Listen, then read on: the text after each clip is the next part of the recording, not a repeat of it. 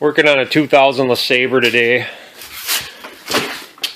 Ass ends flopping all over the place. It's got air pressure, something you want to check for. If it doesn't, you might have a air pump problem, which is under your muffler. It's under this pan right here. If you don't have any air in it, what I suggest doing is turn the key on and you take this, pop this link off. Try not to break it, it's plastic, and you just push this all the way up, because it'll make it seem like the back ends, that's your leveler, it'll make it seem like the back ends like squatting really bad, and it'll try to pump up the bags in the shocks. See if it all fires up and wants to go. This has got a little air in it, so I think they work just fine.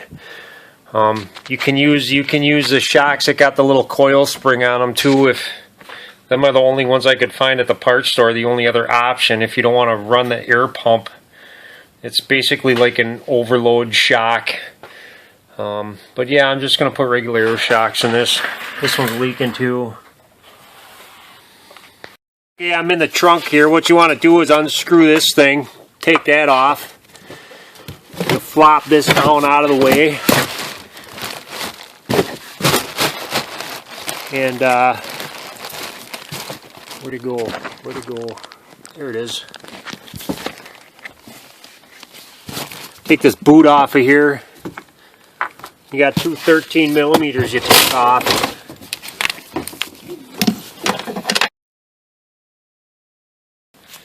Okay, now I got this air line. What you want to do, you just turn this like this and pull it out.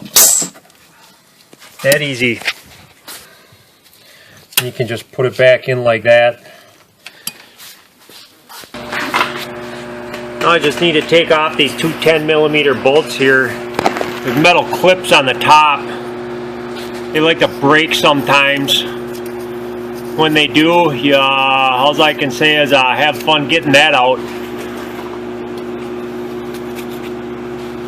Yeah, I'll show you what you have to do if these actually break. And then you just push up on this bad boy and pull it out. Well, as for these little things, they usually just fall right off, and they're not supposed to. There's a little groovy thing in there. See a little groovy? You're going to bend those in with a screwdriver.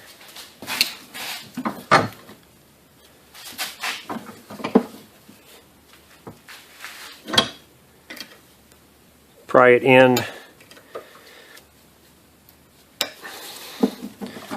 Just enough so you can put it on here and it doesn't fall off.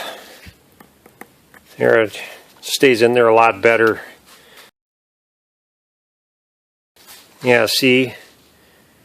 You want it to look like that. And you got to get this mount off of here.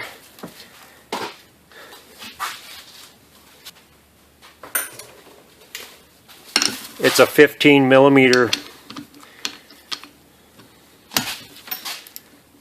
Rarely do you ever need new mounts. Just hold on to the shock, take it off.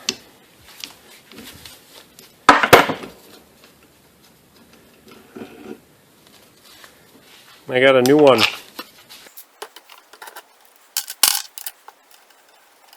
I don't like this nut. I'm going to use a factory one. Factory one's a lock nut. It's better stuff. I'm going to leave this loose. After you get these all put together, you can go ahead and pull these plugs off. You want them out because if they're not out, you're not going to be able to pull this out. Just want to make sure this vacuum hose is facing the right way. See, little vacuum hose. Make sure it's facing towards the rear of the car.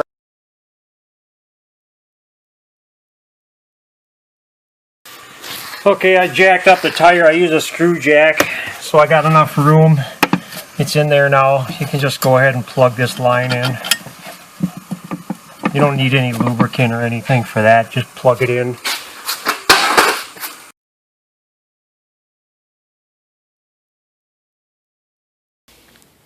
Now that you got everything on, you can put this center nut on this guy right here.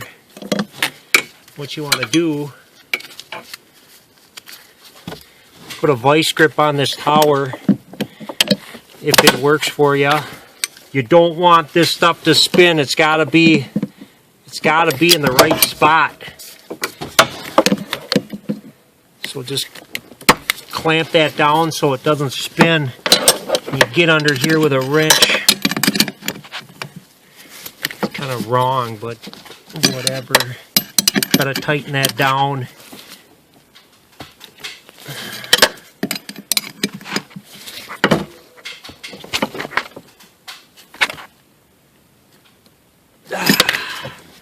There.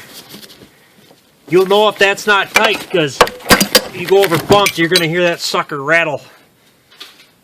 You can just grab the shock too and move it around. It feels nice and tight. Yeah, sometimes too, if you get this top to spin, you can make stuff loose in there and it'll make noise. That's no good. So yeah, that's all you really got to do. Put this cap back on and put that other doojamahicke back on. This doojamahicke. There's the doojamahicke. Doojamahicke. Yeah, that doojamahicke. Right there. Stick that on there. And call it good.